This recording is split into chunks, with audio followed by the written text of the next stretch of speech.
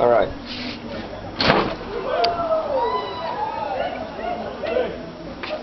So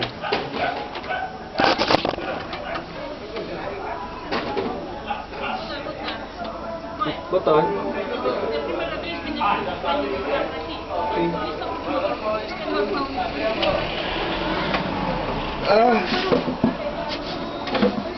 Isso um pouco. Sim. Esse daqui só acontece fim de semana. Só fim de semana. Nada. E desculpa.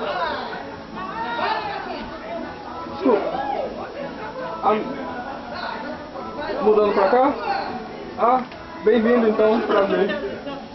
Mas não preocupa não, se eu ouvir gritaria aqui na rua ou alguma coisa, fim de semana é isso.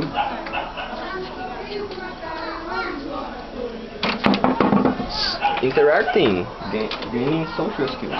Would you look at that? So, as I was saying, I wasn't saying anything, but I was gonna start to say something, right? And okay, now I'm closer.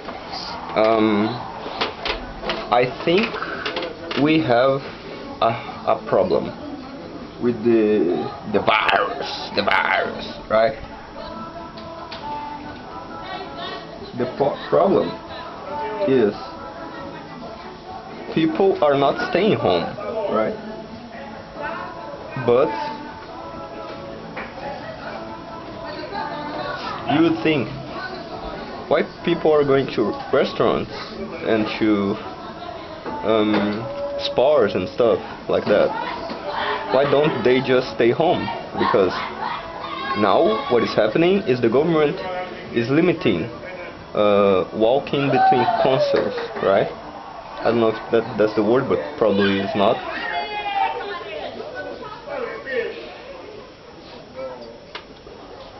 But basically, crossing the border of your city without a reason to do so, right? And I was thinking about that because the logical conclusion would be to stay at home. So, if you're gonna stay at home, like in the middle of a pandemic, you should stay at home. But then you don't go to work, right? So that's bad. Okay, so you stay at home, you go to work, but most of the time you stay at home, right? But then why people are going to bars and to restaurants, right? Makes no sense. So you would think the easiest solution would be if people just stop just stop going, right? But there's a problem in there, because when people stop consuming, there is less demand, which means that people are gonna start losing jobs. So basically,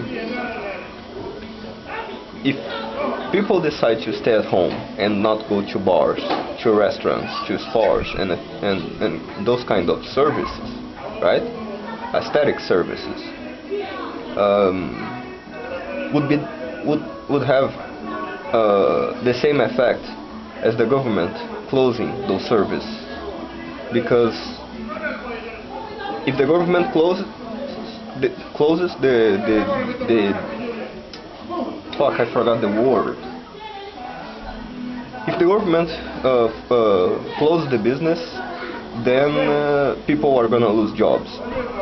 But if people stop going there because they are at home for recommendation, then people are also gonna lose jobs. So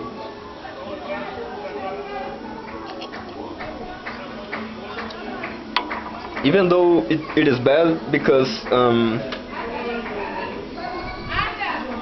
like, yeah, people are gonna lose jobs if everybody stays home, and that sucks. So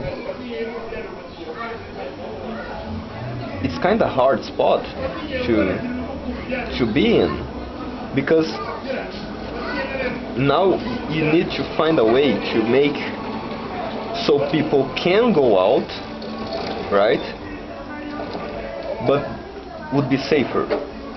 So let's say make so that the mask is mandatory, right? You need to have the mask out in public. That's a good solution, right? You would think so, because it's gonna limit the spread of the thing, right? So it's a solution and seems good, but at the same time, you are giving the power to the statement, to the government, to decide what you should wear, and make so that you are obligated to wear certain type of equipment, which in this case, as the thing starts to spreading the second wave like crazy, makes sense. There's not much problem. But if we look at the larger spectrum, first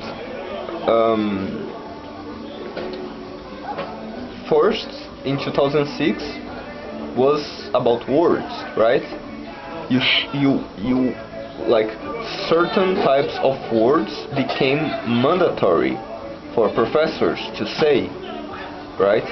So they had to use that words. So it's the first time the government limit or demands you to say certain type of thing. So the government starting to controlling speech. So now, if the government starts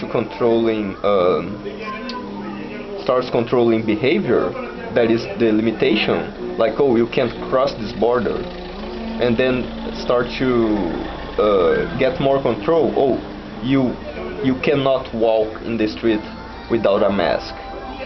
It's behavior, basically, an appeal, right? Which, again, in these circumstances of we having a virus spreading, it seems okay. But then after this, it tends to go worse, right? So it's like when you taste power for the first time and then you go crazy on it, right?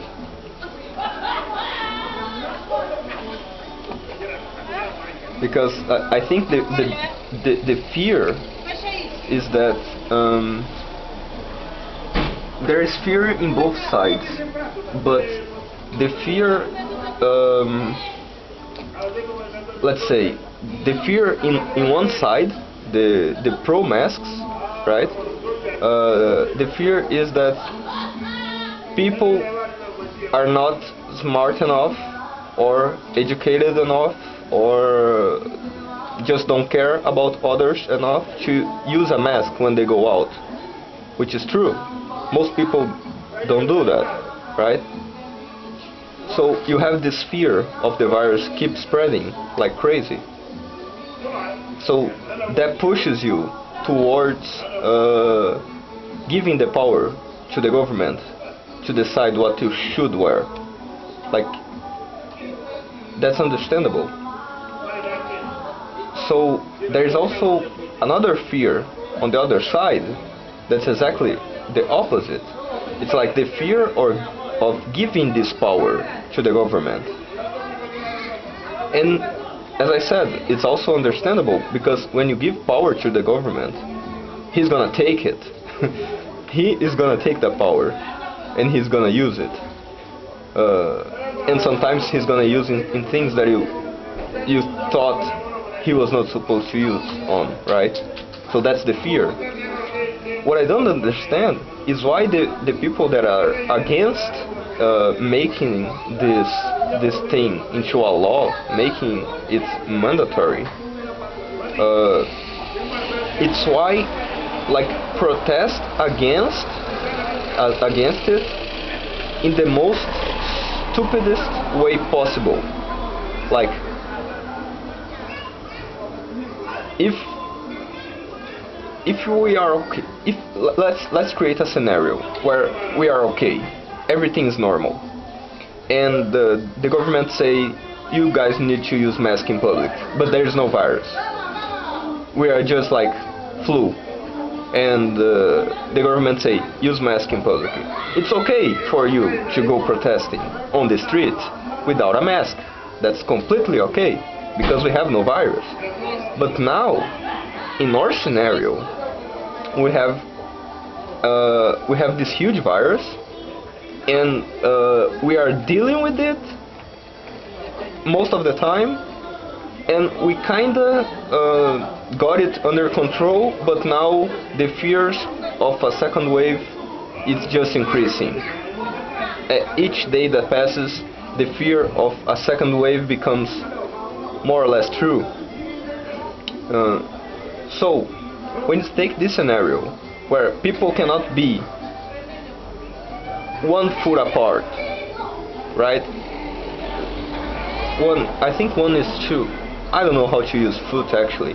Let's say 3 meters. Like, you need at least 3 meters apart from someone, so you can at least try to be safe using a mask. Both of you guys using a mask at 3 meters apart, it's kinda risky. So you take this scenario and you go in public with a crowd, without masks, everybody colliding together to protest against the use of masks. I mean, the fear is understandable, but the way that they are doing it, it's completely nonsense. Because they are not taking, they are afraid of the government, but they are not afraid of the virus. And some even think the virus is fake, which is pretty much crazy, right?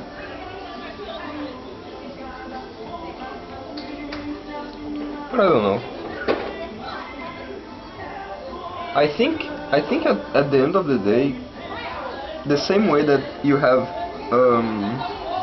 the problem with YouTube, where parents who don't care about their child enough to actively look and try to understand what their child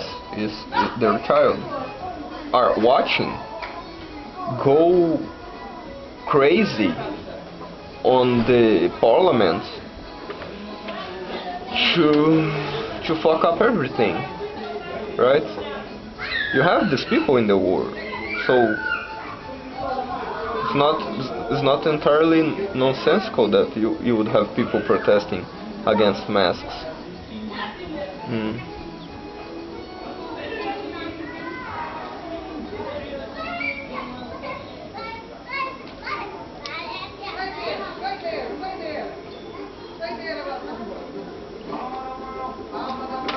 Another thing that I was thinking just now, it's how dangerous is a person that tries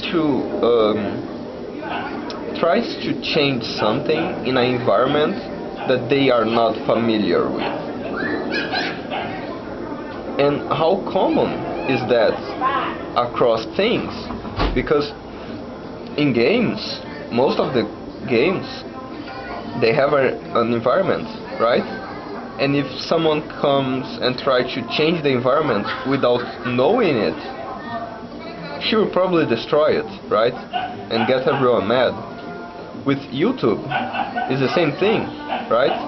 You had the environment kinda going okay, right?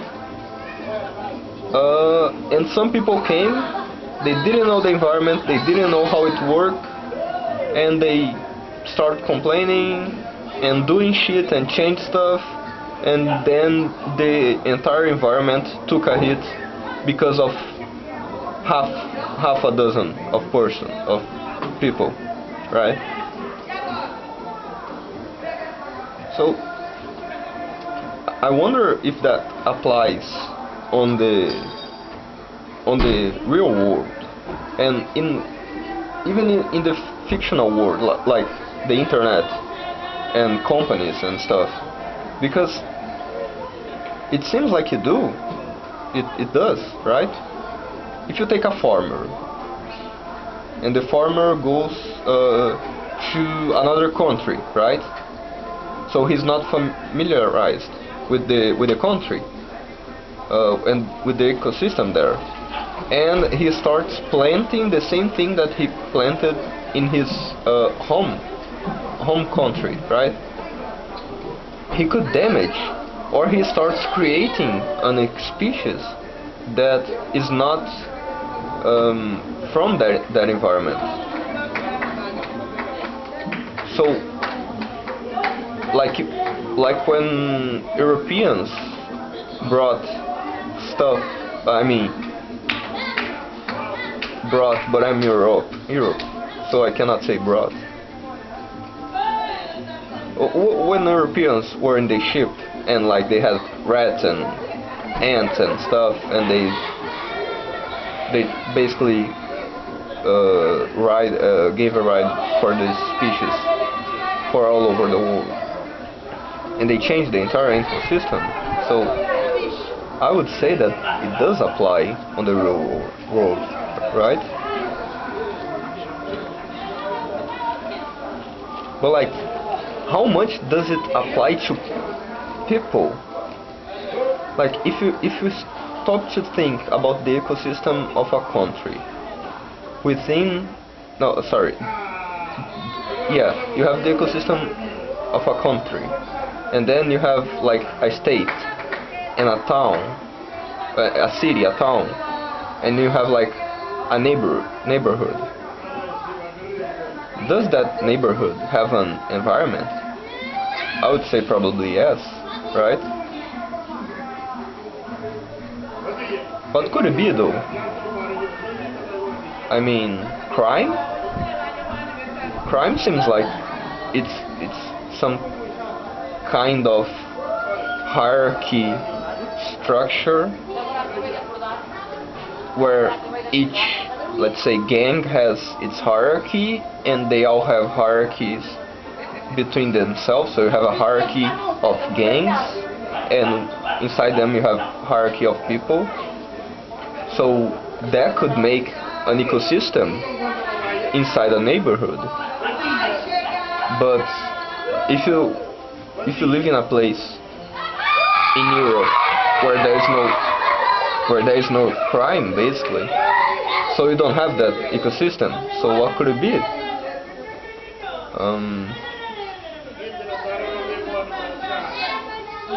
Because I was thinking right now about, like, you have one person,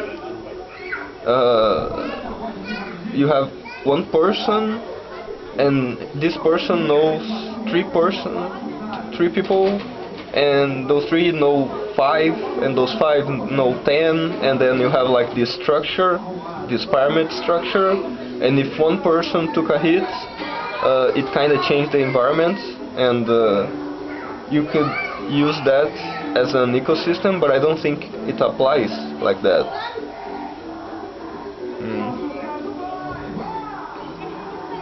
Yeah, it's really strange, because like, we don't live. Crime is the only example that I can think of, because we don't live in a ecosystem structure like only humans, right? Because of course you have the ecosystem where, like, you are a person, and like you have dogs and cats, and like you are providing to them, and like then you have insects that are dependent on you and are killed by you. So like you have this but you have this city structured ecosystem where you have like a hybrid of civilization with animals, and depending on the flora that you have, the amount of nature could be more or less, which would like you could have monkeys running on the streets if you have too much of that, and then you create this ecosystem where you have like tourists that go see the monkeys, and the monkeys steal stuff from the tourists and get fed this way, or you have a market and then you have like animals near the market. But that's mostly where there's a lot of nature around, or in poor countries, and that's kind of like a human animals type of environment. Sorry.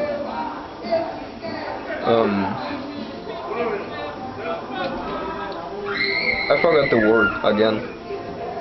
Ecosystem, right? It's like human animal. I'm thinking only human. Like, do humans have ecosystems? Or am I just looking at stuff too basic, right?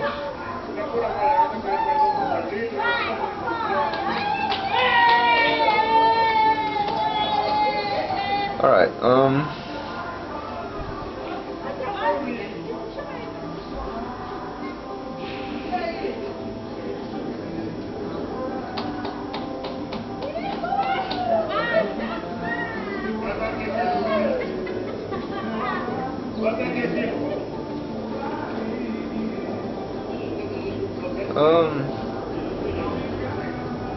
I don't know. I really think I'm starting to think there is not. But then you have crime. And crime is an example, or is it an exception? Because I'm thinking, if there is crime as an example, there is another example. I just don't know yet, which is bothering me. I would say roads. Like, you have people going in the same direction, in the same path, and then you build roads on top of it, so everything becomes easier. But that's not really an ecosystem after they are built, right?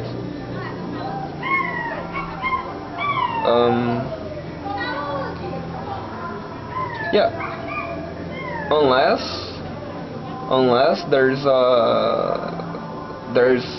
an accident or something, or they are like upgrading the road and they need to block, and now you don't have the road, and now you kind of have to go other roads to get around. Or markets, if they close, like you had Lidl here, and then he moved there, and now people there were attracted here, are attracted there. But I don't see that as an ecosystem.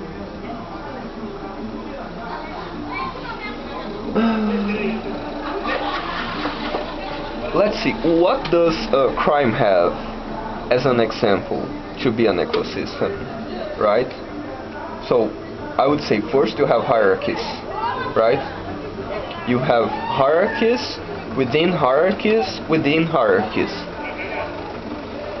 You have internal and external factors that could change, like someone from inside or someone from outside. You have like gaps.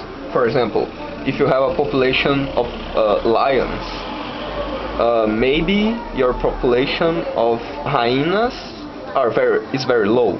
But then if you start to lose the population of lions, then the population of hyenas start to grow. And that kind of applies to crime, right? Because crime, you have this kind of like territorial kind of stuff, and like if one faction starts to shrink, another starts to grow, and like if one big faction can break up into multiple factions, or you can have like this huge faction collapse, and then you have the smaller factions fighting to get the top spot. So that is kind of an ecosystem that exists. But with that said, what do we have? We have companies, but I said companies earlier.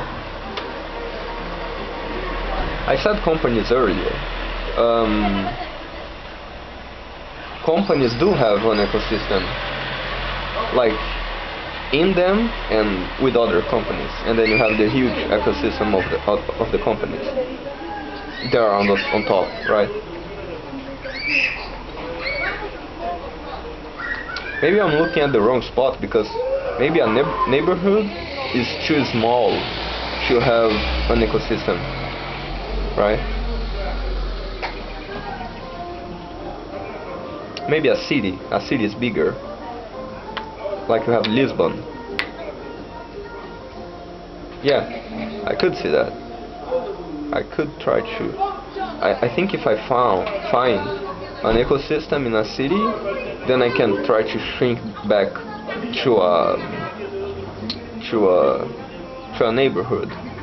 The reason I thought neighborhood would be easier is because, like, in small towns you have like the mayor, and like you have the sheriff, and then you have like 3 people that are very well known, and like the little town has like an ecosystem with people that are in charge, and people that are workers, and people that, like, you get it, right? And like you have this type of ecosystem where you can apply the rule that if you change one thing, it could change another. So, like, if you have a small town that depends of some type of labor, and then you get there and you open a fabric, you could damage the entire ecosystem of that small town, because they depended on the labor to survive, and now they have fabrics that limits the amount of labor needed, like reduces, so you have less people working on that field that was essential for the small town to survive. So yeah, because I thought, because I see that as an ecosystem, I thought a neighborhood and a small town could work the same way.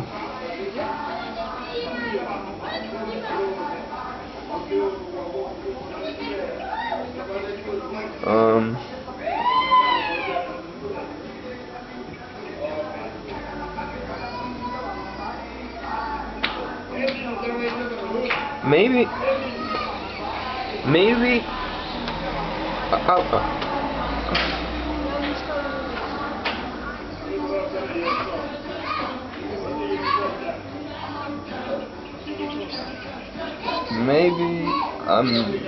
it's my social skill, because I don't know too much of my neighborhood, right?